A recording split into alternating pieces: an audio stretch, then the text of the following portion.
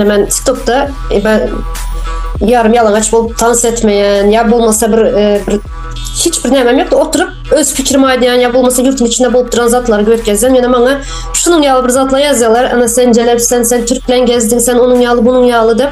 Şu ben yankı aydışınız yağlı şu özgür yani erkin gepleyen ayal kızlardan korkuyorlar. Şunun için hem sen ana bozuldun, sen Türkler bilen gezdin, sen onun yağlı dep şu gürlemesin dep şu benim nemem bozacak oluyorlar.